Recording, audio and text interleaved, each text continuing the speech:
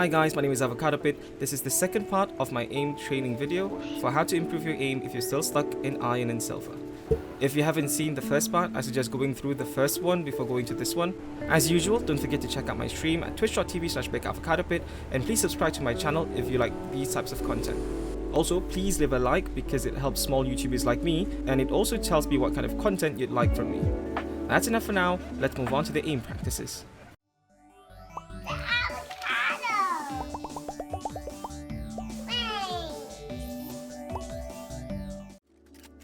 Now, the next part is something that helps you with your flicks, something to help improve your flicks. These are not too advanced, they're very basic, but what it does is, first of all, it helps you to polish your flicks. Second part is it also tells you that you might need to change your sense a bit. There'll be two exercises. Now, the first one is something to do with micro flicks. Micro flicks are, if you don't know, basically, the small flicks that you do. Like, let's say, for example, from this head to this head, right? This distance is very small. You want to be able to do this. So the practice for this one is you go on practice mode, right? You gotta stand close. If you're new to this, for beginners, just stand close, right? And you start from one side, and I want you to shoot the heads one by one. No skipping any heads, preferably. To the end, and then you go back. It should look something like this.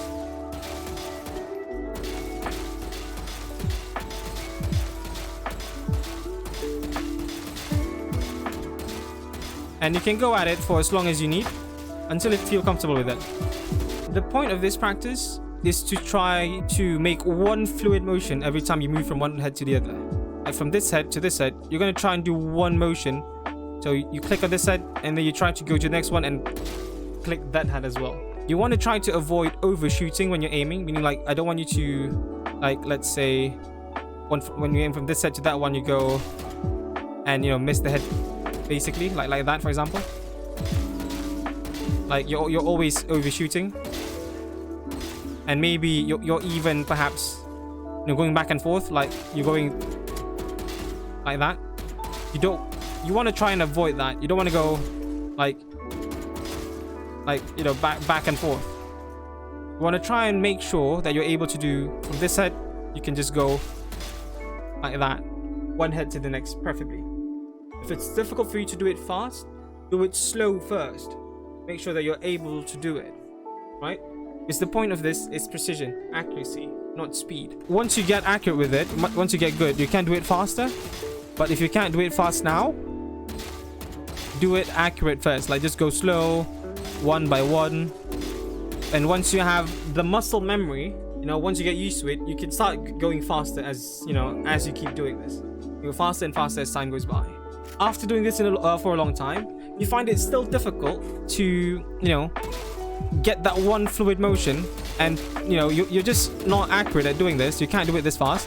What you can do here is that instead of practicing still, maybe what you can do is you can start changing your sensitivity. Because if you can't do these shots accurately, it means that your sensitivity is maybe too high. Just lower your sense a bit. Like try doing it a bit first, or maybe like depends on how much you overshoot. If you overshoot a lot, like you keep doing, like that, you're missing by that much every single time, then maybe you have to reduce your sensitivity quite a lot. But if you're just missing by a bit, maybe just reduce your sense by a bit. Once you get good at doing this, right, and you want something that's a bit more challenging, what you can do is you start moving back. The further back you move, the more difficult this task becomes. The targets are smaller, the distances are even smaller as well. You want to be more accurate, so like you can even stand like this far off. Quite challenging, and I guess if you really want to, this is like the furthest that you can get, I guess, or this kind of practice. If you want to, I don't really do this, but if you want, this is an option, right? Now for the next part, it's going to be something similar. You're going to stand in the middle of every bot here, right? Preferably in a spot where a bot can spawn in front of you and a bot can spawn behind you, right? And a word of advice for this one is whatever your sense is, right? Make sure that, let's say this is your neutral point, make sure that you're able to at least do a 180 to the right. You can do this 180 degrees to the right. You can also do the same to the left,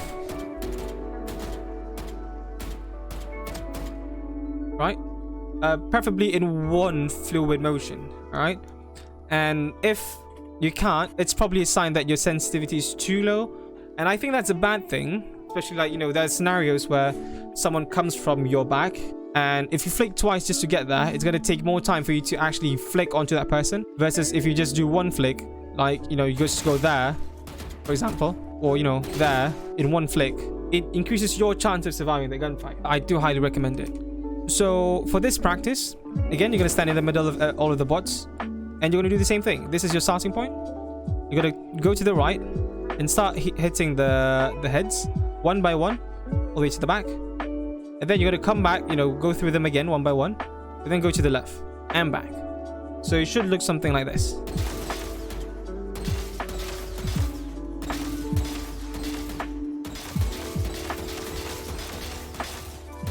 Once you get used to it, like, you can go faster. But again, like last time, if you can't do it fast, make sure you try to do it slow first. Accuracy is more important. And you want to try to make sure that every flick is one fluid motion. If it's difficult for you, again, like I said, maybe your sense is too low, you might want to try and bump your sense a bit.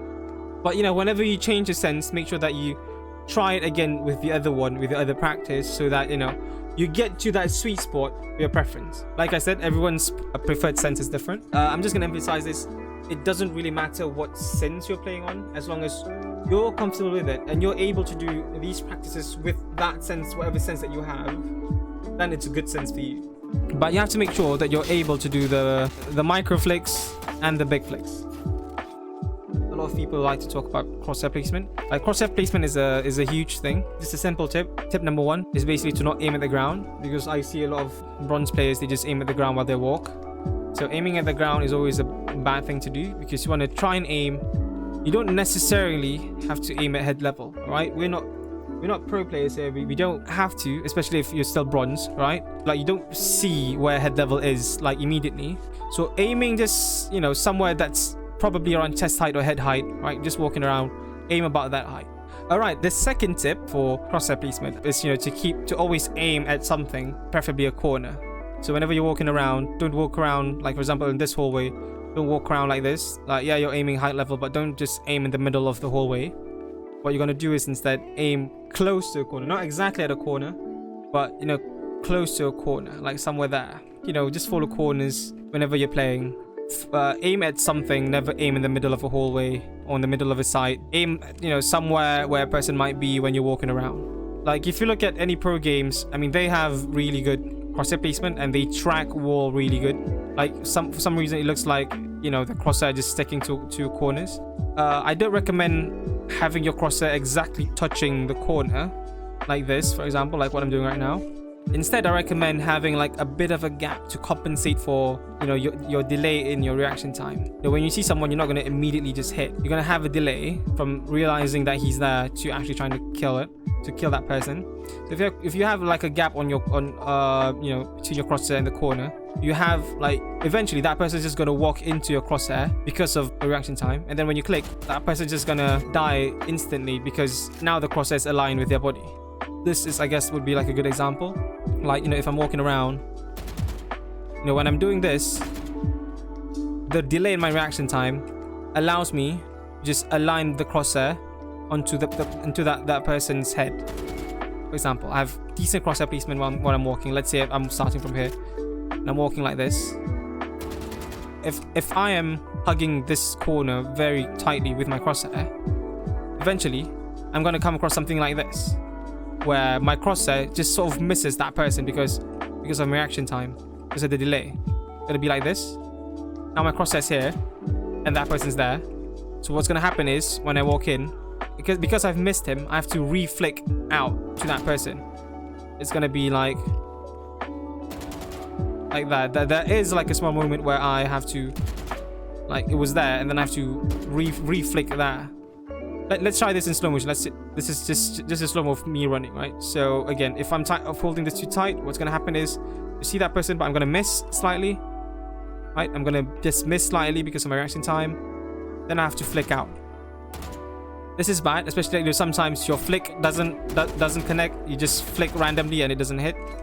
So if you aim a bit further away from the corner, this compensates so that when I actually do see him, right, I see him there, and my crosshair keeps coming in, and then when my crosshair actually lands on the person's head, I can just click. Slow motion, it looks like this. When I'm doing it fast, it looks like this.